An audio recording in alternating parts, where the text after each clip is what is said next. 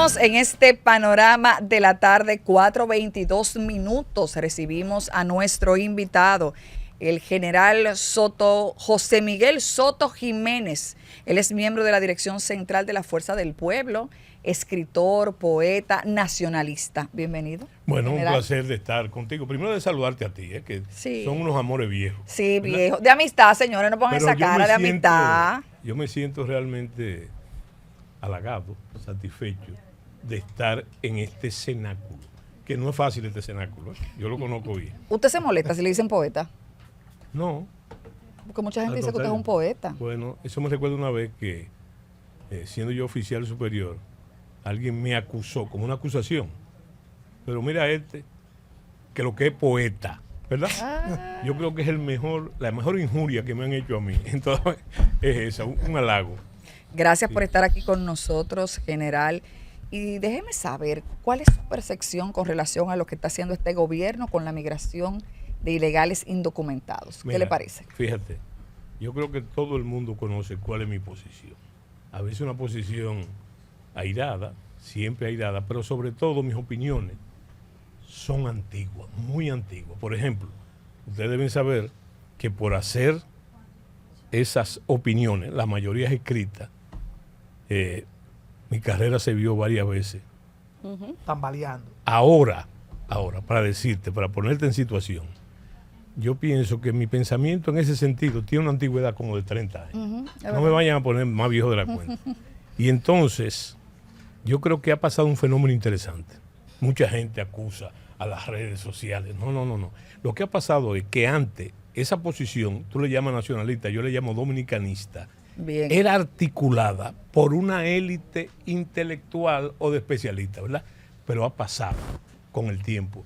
Una cosa que la gente poco se ha percatado, eso se ha generalizado hacia la base de la sociedad, hasta los sectores más marginados.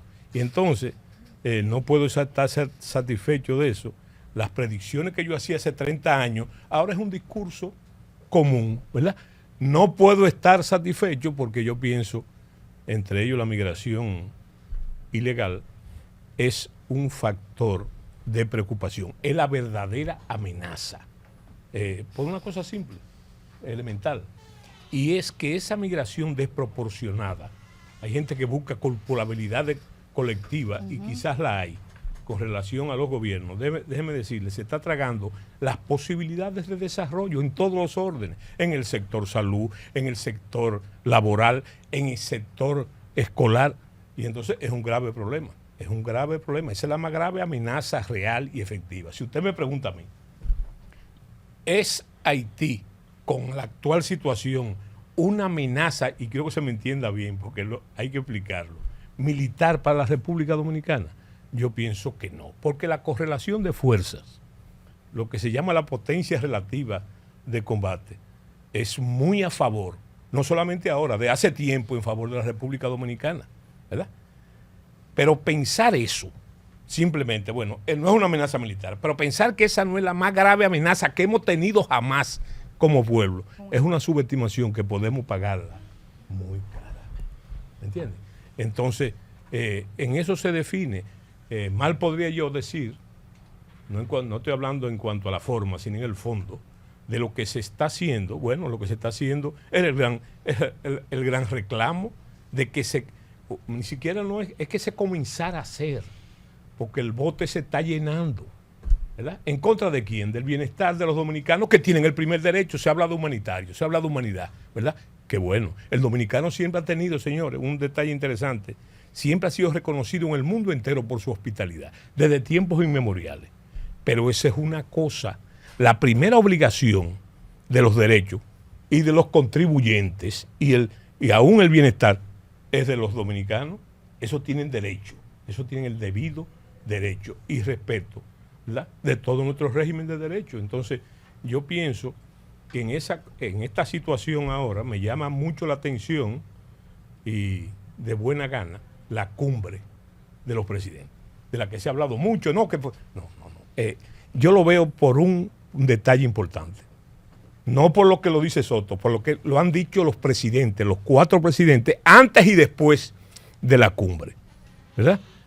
Yo hace 30 años, por ejemplo, decía que uno de los problemas que tenía el Estado dominicano es que era incapaz de articular una política de Estado con el tema migratorio, con el tema fronterizo y con las relaciones en Haití.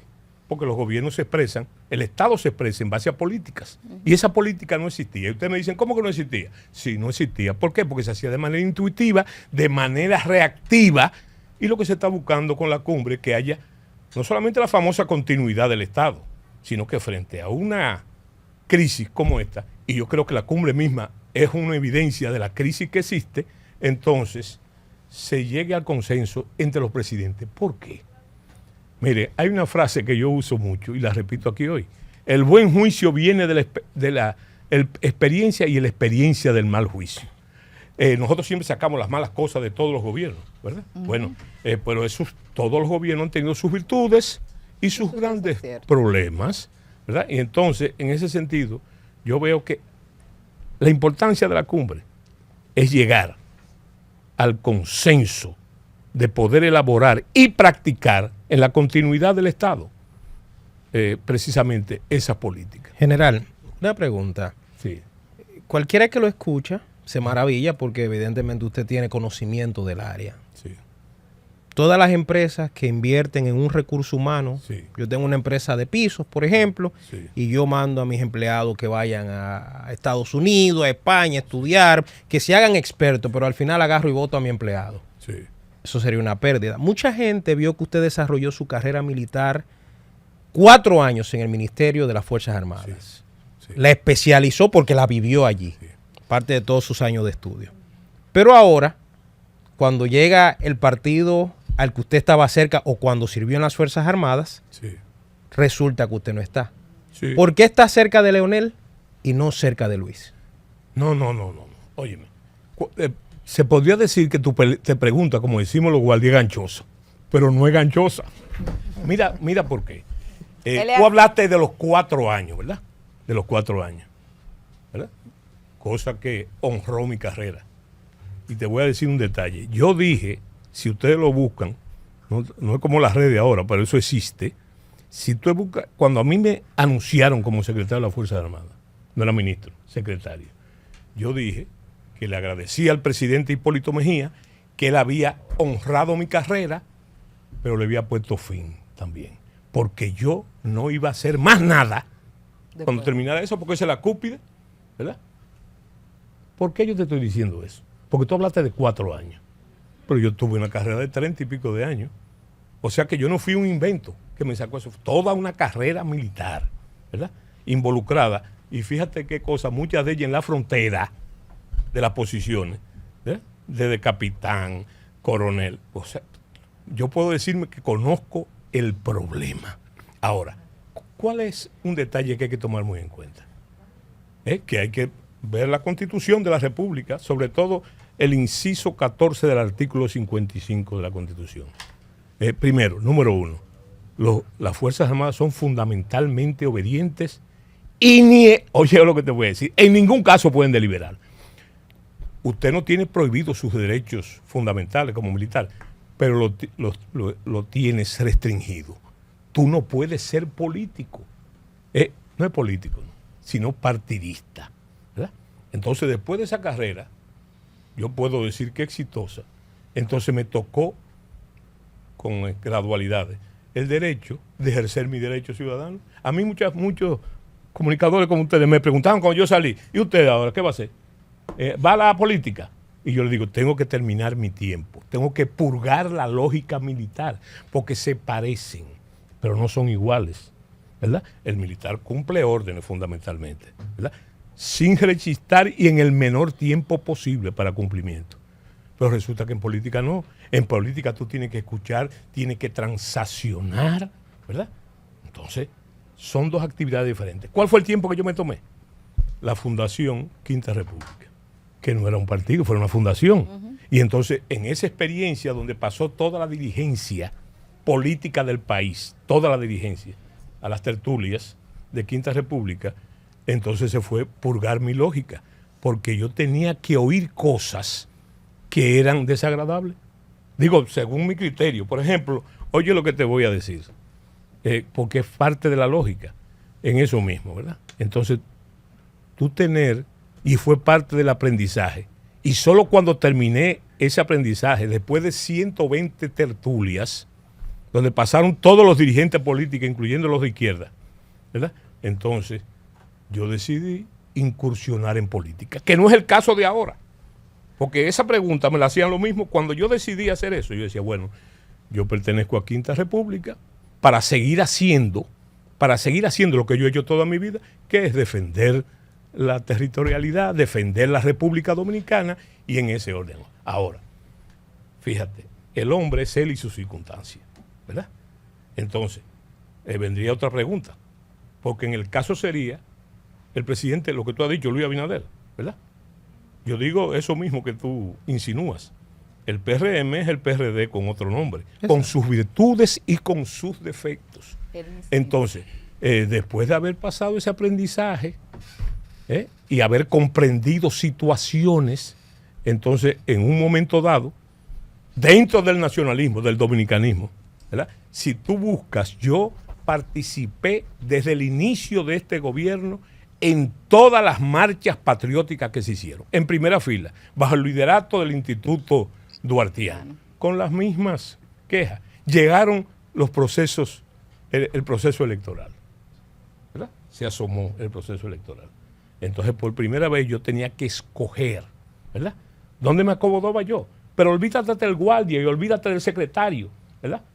Yo tenía que escoger como ciudadano en pleno derecho porque había recuperado mis derechos. Y entonces hice esa elección, ¿verdad? Y déjame decirte una cosa, para compaginar una cosa con la otra, que es una cosa que a mí mucho me pregunta. ¿Por qué el presidente Fernández, siendo usted un nacionalista, dominicanista reconocido? Y yo te voy a decir lo que le dije a ella en otro programa, de cuyo nombre no quiero acordarme, ¿verdad? Usted vuelve, déjese de eso. ¿Qué le dije yo? Yo dije, bueno, si yo no estuviera segura, y lo repito, de que el presidente Leonel Fernández no es un defensor de la soberanía nacional y de sus atributos, no estuviera ahí. Y entonces, por esa experiencia que tú me atribuyes, a mí es difícil truquearme la cámara, ¿me entiendes? Y yo podría decirte, por ejemplo, mira, cuando ustedes recuerdan el caso aquel de la universidad, ¿Cuál? la universidad que se hizo... La universidad que se hizo en Haití. Que se hizo en Haití. Ah, sí, ¿verdad? claro. Después, la gente no ve las circunstancias de eso. Primero, después del desastre, del terremoto, ¿verdad? Pero yo fui de los primeros que públicamente critiqué eso. Pero ahí había una circunstancia que la gente, y yo me he dado cuenta ahora, mira, las universidades del norte de la República, Santiago, inclusive el instituto ese agropecuario, estaba, Elisa, estaba copado, lleno de haitianos. Es más, sin hablar de ilegalidad, estaba lleno. Se produjeron varios actos de graduación donde los haitianos graduados se negaron cuando tocaron el himno nacional, ¿verdad? Eso no es fortuito, se negaron a participar. Entonces yo creo que esa universidad fue una respuesta a esa situación que yo viví desde el otro lado, ¿verdad? Pero siempre como dominicanista. Es más, es altamente conocido ya que el nombre que le propuso el presidente Fernández, que era que había hecho la universidad, era el nombre del profesor Juan Bosch, ¿verdad?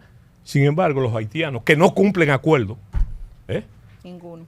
ni agradecen, ¿qué hicieron? Le pusieron el nombre de un genocida del pueblo dominicano, que es Henry Christopher. Entonces, son cosas que tú todo tienes que verlo en sus circunstancias, tienes que verlo en sus circunstancias. Y vuelvo y te repito, cuando yo llegaba aquí estaba leyendo una cosa que salió precisamente, creo que fue en Twitter, un pensamiento, que habla que uno aprende más de los errores que de las virtudes. Así es. ¿Verdad?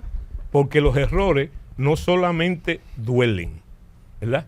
Sino que enseñan y nutren. Y si usted tiene condiciones para usted entonces visualizarlo así, incorporarlo a las actuales circunstancias, entonces usted es afortunado. Bien. General, dos preguntas en una. La primera, Sí. desde el punto de vista militar, si cree usted que la disciplina militar se ha ido perdiendo en la República Dominicana a través de los años. Y la otra ¿es percepción o realmente hay más nacionales indocumentados en la República Dominicana? ¿Y a qué cree usted que se debe esta situación? No, hay más indocumentados, porque fíjate, mira, hay un antes y un después, como pivote simplemente, como pivote. Yo te hablé de las políticas de Estado, ¿verdad? Dentro de la lógica de ese régimen, y te tengo ejemplos, después de Trujillo, hace 64 años, de la muerte de Rafael Leónidas Trujillo Molina, realmente hemos adolecido de esas políticas. Entonces, tú pones, yo creo que es arriesgado tú poner al doctor Joaquín Balaguer, el doctor Joaquín Balaguer de los 12 años y después de los 10, que no era un nacionalista convencido, es más duartiano de por sí. Sin embargo, a la gente se le olvida, buscando esas culpabilidades, eso que tú dices, hay más ahora, antes, después, a la gente se le olvida que el doctor Balaguer estableció, por demanda precisamente de los empresarios, de la oligarquía o lo que tú quieras, ¿verdad? Los braceros haitianos se convirtieron. ¿Cuál era la diferencia? Que supuestamente esos haitianos que iban como braceros en el CEA y en los ingenios privados, que era realmente la presión y el debate, entonces se devolvían. Pero con el paso del tiempo, eso se hizo laxo. Ya cuando el doctor Balaguer, ¿verdad? Entonces, y te voy a poner un dato que se está en discusión ahora. Yo dudo que haya, después de Trujillo, de Balaguer y de Leonel Fernández, no tiene que ver nada con comparaciones, pero sí laborales. El doctor Balaguer fue un gran constructor de vivienda, sin mano haitiana, sin mano de obra haitiana, ¿verdad? En los 10 años, el doctor Balaguer, ¿verdad?, en la misma postura, y te voy a explicar bajo qué orden. Entonces, ¿sabes lo que hizo el doctor Balaguer? La gente se lo olvidó también, fue que inauguró los mercados binacionales, que son ahora un gran problema. ¿Por qué? Por falta de control. Entonces, pero fíjate cuál era la doctrina del doctor Balaguer, que yo la oí como coronel, ¿verdad?, en los 10 años. El doctor Balaguer era partidario. O sea, cuando yo digo que la oí, no fue que la oí a otro, se la oí a él, en un consejo de gobierno. Dijo que él prefería que los haitianos se comieran su comida allá, que se la comieran aquí, que se la vinieran a comer aquí. Y él es el creador de los mercados binacionales. Y hay una serie de eventos, para decirte eso, ¿verdad? Entonces, todas esas cifras que se fueron produciendo del rezago de haitianos, con una diferencia, los haitianos en los 10 años, nunca, tú no encontrabas haitianos en la línea, más allá de los mercados. ¿Tú sabes dónde tú lo encontrabas? De Esperanza para acá, para en la profundidad, sobre todo en el este, ¿verdad? Porque mientras más lejos estaban ellos de su realidad, ¿verdad?, entonces era mejor. Y para hacer lo que siempre han hecho, el asunto de la migración ilegal. Y lo que te digo es que si tú no puedes decir que ese es un problema compartido. Y mira, y te voy a decir algo interesante en ese mismo orden del caso. La gente cambia. Es como dice un viejo adagio de Heráclito, que nadie se baña 2 veces en el mismo río, ¿verdad? Yo puedo dar testimonio porque lo viví, ¿verdad? Hipólito Mejía nunca transigió con eso. Todas las recomendaciones que le hacía en este caso el secretario de la Fuerza Armada con respecto a él lo apoyaba. Y tengo muchas anécdotas de su posición, ¿verdad? Yo creo que el presidente Mejía no ha cambiado en ese aspecto, ¿verdad? Creo yo personalmente que no ha cambiado, porque no pudo fingir en 4 años, adentro y afuera. Adentro y afuera. En el exterior tenía la misma postura. Y entonces se hicieron una serie, yo no sé si ustedes lo recuerdan, de maniobras militares disuasivas gigantes en la frontera, gigantes, para persuadir, porque siempre ha habido el miedo que se está barajando hoy, de que cuando la cosa se aprieta allá, ellos vengan en masa para acá. Simón. Cosa que nunca se ha producido, Que se pueda producir, bueno. Bienvenido aquí a Panorama. Mi pregunta va más o menos en la línea... Espérate, escúchame. De la disciplina militar. La disciplina militar, yo no creo. Eso que tú llamas es así, ¿verdad? Lo que hay un cambio de diferencia, ¿verdad?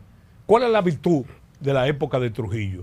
y de la Balaguer. ¿Sabes cuál era? La obediencia ciega, ¿verdad? Si tú... Y con ese gusto Sí, que usted pero lo dice. entonces, eso, claro que ha ido cambiando. En la medida que ha cambiado la democracia, no que se han democratizado las Fuerzas Armadas, porque la disciplina y la obediencia es un factor importante en las Fuerzas Armadas. Inclusive para mí, las Fuerzas Armadas son la única institución del Estado donde se da la continuidad del Estado. Por una simple razón. Por supuesto. El presidente de la República, sea quien sea, no puede inventarse un jefe militar y ponerlo ahí. Puede ser amigo de él o que haya tenido relaciones con él, pero tiene que tener una carrera. Usted no puede coger un teniente o un capitán y materializarlo en teniente general o en mayor general. ¿Me explico? Eso garantiza la continuidad. En cuanto a la disciplina, que tú debes saber que yo tengo que tener una gran experiencia en eso, ¿verdad? La mayoría de los jefes militares que están ahora, que tuvieron antes, yo los conozco porque pasaron por mi mano. Yo como comandante de ellos en unidades o fui su profesor en la escuela superior de guerra o en la escuela de infantería. O sea, yo conozco. Y déjame decirte que yo creo que la disciplina es innegociable, sabiendo una cosa importante. ¿Sabes cuál es? Lo que dice Morris Janowitz en El Soldado Profesional. La sociedad, las Fuerzas Armadas son un reflejo directo de la sociedad donde se desarrolla. ¿Me explico lo que te digo? Entonces, taxativamente, no creo que se haya desvanecido la disciplina, ¿verdad? Bien. Lo que las Fuerzas Armadas sí se han profesionalizado y se han institucionalizado. Y si tú quieres verlo, coge el currículum de cualquier oficial, teniente, capitán o coronel o general, para que tú veas que son individuos que han cumplido su ciclo de formación militar por escalón y además tienen licenciatura, tienen maestría, tienen doctorado, algunos magíster, ¿me entiendes? Entonces, esa es la diferencia. Ya los perros no se amarran con longaniza, como decía la gente. Bien, le decía que mi pregunta iba en la misma línea que Obniel. Usted fue secretario de las Fuerzas Armadas en el gobierno de Hipólito Mejía. Sí. Luego estuvo al lado de Miguel Vargas cuando Miguel estuvo aspirando a la presidencia. Sí. Y ahora... No, excusa, déjame interrumpir. Hacerte una aclaración, porque hay que gritar al tiempo. No. Nosotros en el 2008, nosotros lo que hicimos fue que propusimos, no al PRD, propusimos que la oposición, ¿verdad?, debía agruparse, hacer una oposición proactiva. Eso fue público en una rueda de prensa, ¿verdad? Proactiva, y que recomendaba que esa posición proactiva, ¿cuál es la oposición proactiva? Es decir, cuando las cosas están mal hechas, es decir, cuando están medianamente hechas, que hay que mejorarlas, y finalmente, ¿verdad?, estar de acuerdo con las cosas provechosas de acuerdo al interés colectivo. Entonces nosotros propusimos, esa era la realidad de ese momento, que el PRD era el partido de oposición más importante. Por lo tanto, ¿quién iba a presidir ese bloque? ¿Iba a Quinta República? No, Quinta República no. El que debía, ningún otro partido. ¿Cuál era el partido más importante en ese momento? El PRD. Que fue cambiando después, el PRD. Entonces, el ingeniero Miguel Vargas, mi amigo de juventud, ¿verdad?, pero no tenía que ver nada con eso. Entonces nos envió una carta que yo poseo todavía, yo no voto papeles, donde él acogía mi idea y me proponía que me integrara a ese grupo que nosotros propusimos, a la coalición de partidos. Entonces, usted ahora entra a la Fuerza del Pueblo. Sí. Entonces, me gustaría saber qué será de Quinta República. No, Quinta República es ahora, por si tú no lo sabes, yo ingresé al partido, ¿verdad?, Sí. a la Fuerza del Pueblo. La Fuerza del Pueblo, la Quinta República es un movimiento aliado. Aliado. Entonces, no es un partido, es un movimiento. No es un movimiento, nunca fue un partido. Nunca fue un partido. Pero usted llegó a pedir en la Junta Varias veces de reconocimiento a la Junta. Okay. Que me fue denegado, habiendo cumplido todos los requisitos habidos y por haber. Pero esa es otra querella. No cayó en gracia usted. General, pero O no era conveniente. Exacto. escuchándolo, en los momentos en que usted solicitó y cumplía con los requisitos para que se reconociera su partido, Sí. podría decirse que hoy, quienes tal vez estuvieron al frente de esa junta de entonces son miembros también del Partido de la Fuerza del Pueblo. Sí. ¿No entiende que en aquel momento era una retaliación y una oposición a su postura de aquel entonces y al papel que usted jugó incluso en un momento determinante en las elecciones de aquel frente patriótico y demás? No. Y la otra pregunta ahí mismo. Dos. Sí. Claro, Esto es de 2 en 2. claro. Le iba a hacer 3, pero vamos en 2. Desde su experiencia y a propósito de esa cumbre de presidentes que se da para tratar el tema migratorio y que hemos visto que aunque vaya al Consejo Económico y Social y se vayan a discutir algunos puntos, hay como una especie de silencio, lo que algunas personas, como en mi caso, nos llama suspicacia de que tal vez la problemática pueda ser mayor de lo que se ve. La primera pregunta, Ujú. tú la haces con premeditación y alevosía. ¿Usted me conoce? No, sí, bueno, pero déjame explicarte algo. No es exactamente así. Ok. Ahí había, inclusive el PRD, ¿verdad? En el caso del PRD no estaba unificado, ¿verdad? Y entonces había querellas ahí, querellas, que impidieron eso, ¿verdad? Inclusive gente que muy cercana a mí hicieron, bueno, había otros que eran parientes míos, Sí. ¿verdad? Parientes míos. Y resulta que como pasaba, ¿verdad? Sospecho que podría pasar todavía en algunos casos, resulta que no le agradaba Quinta República, porque hay otro detalle. Por lo que pudiera pasar. Bueno, sí, por lo que pudiera pasar, que eso es un mito, Eso es una leyenda urbana, eso. Y que los hechos demostraron que no, ¿verdad? Así es. Porque si Soto era un peligro para la democracia, como se decía, cuando yo era ministro de las Fuerzas Armadas, entonces yo le pregunto a ustedes, y yo no fui 4 años, ¿qué pasó? ¿Qué pasó? ¿Qué yo hice? Cuando me retiraron, ¿verdad? No acepté un cargo que se me propuso en ese momento, ¿verdad? Y entonces hubo golpe de Estado, insurrección, lo que hubo fue obediencia y acatamiento a una disposición que depende fundamentalmente del presidente de la República elegido por el pueblo. ¿Me explico? Esa es la cosa. Yo te decía que no, todo lo contrario. Ahí había muchísimos amigos y amigas, ¿verdad? Que la oposición se resistiera, es lógico, Sí. de lo que tú dices, que ahora, pero tampoco así, porque el presidente Fernández se ha referido en varias ocasiones a eso, básicamente, ¿verdad? Y las conversaciones que él tuvo conmigo, ¿verdad? Y donde están las raíces de esa venencia de ahora, porque siempre me trató con el poder en la mano, me trató de una forma deferente y decente. Me ¿verdad? consta. Sí. General, Faltó lo de la es que el tiempo, reunión. Bueno, el precio. Ok. Exacto. El Me la tiempo, debe. el tiempo el que pasó. Quedan 5 minutos. el implacable. General, usted se presentó como dominicanista Sí, y ahora que se ha puesto de moda el patriotismo, sí. encarnado en unos grupos con corte fundamentalista o nazista, No. ¿usted se incluye en esa lista? Fíjate que yo pasé por un proceso, te hablé de la antigüedad, de cuando yo comencé a expresar mis ideas, a escribir mis ideas, y te puedo decir claramente, con un libro que casi me costó la carrera, que se llamó Defensa, Seguridad y Democracia. Y además, Lo he leído. el pecado de haberle prologado un libro, El ocaso de la nación dominicana, a don Manuel Núñez, poeta, amigo de hace mucho tiempo. Amigo mío, Sí, entonces, nacionalizado sí, dominicano. ¿tú recuerdas cómo nos decían a nosotros en esa época? Y yo cogía mi colita con eso, aún siendo militar, me decían nacionalista de hojalata, patriotero, y un sinnúmero de cosas, ¿verdad?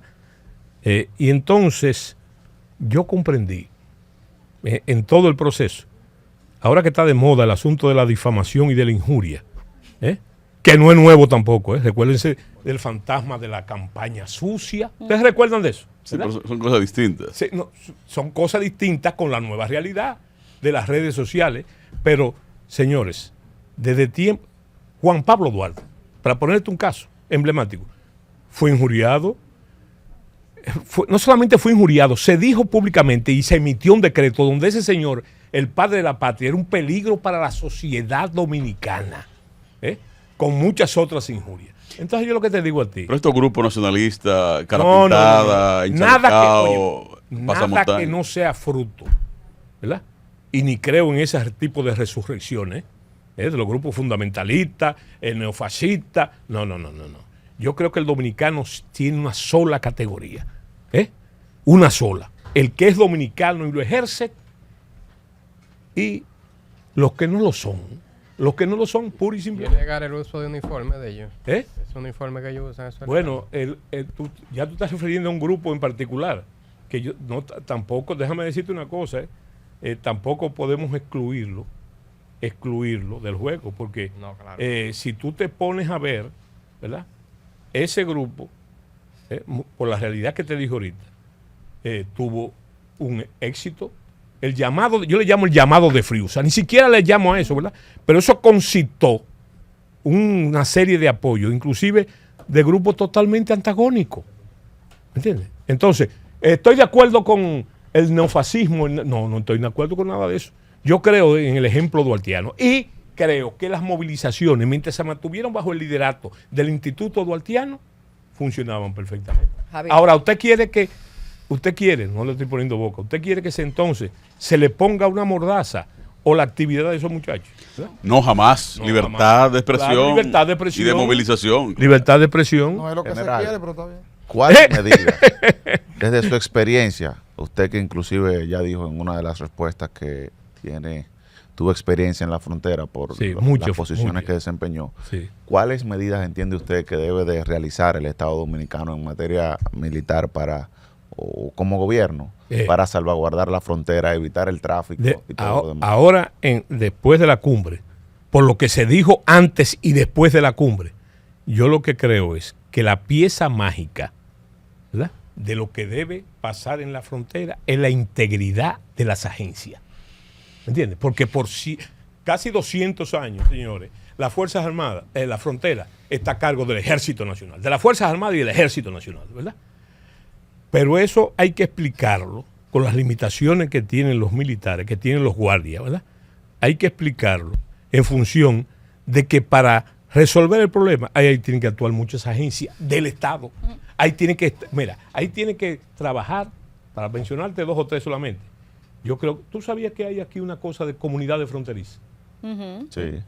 ¿Tú sabías que el plan social debe jugar un papel de ahí? ¿Tú sabías que agricultura tú sabías que la dirección de ganadería tiene que, aparte de las que son obvias, la migración, etcétera, una serie de agencias? Entonces, eso es lo que no está integrado. Entonces, como pasa con las parteras de los pueblos, de las comadronas, ¿verdad? Entonces, todo se le pega a las Fuerzas Armadas que están haciendo con su papel. Que hay problemas de corrupción, lo hay en toda la frontera con los mismos ilícitos. Y en el país completo. Exactamente, ¿verdad? Pero ya es otra cosa. Recuérdate lo que dicen los abogados. Los abogados dicen que cuando a un tribunal entra la política, el derecho sale volando Sale por la ventana. puerta. General, agradecerle que haya aceptado la invitación. Con usted podríamos durar 3, 4 horas debatiendo muchísimo. Y sobre todo al lado tuyo. No, usted tiene que ir para Política Hablando. Pero vamos a seguir, En vamos una a seguir. segunda. Tenemos Vamos a la coger agradecer las por 2 el- horas más Claro. que faltan del otro panorama. No, Pero espérate, es el segundo bloque del panorama. Ya no nos pertenece. Así que quédese con nuestros compañeros del Panorama de la Tarde, segunda edición. Gracias, general. Muy bien, gracias a ustedes.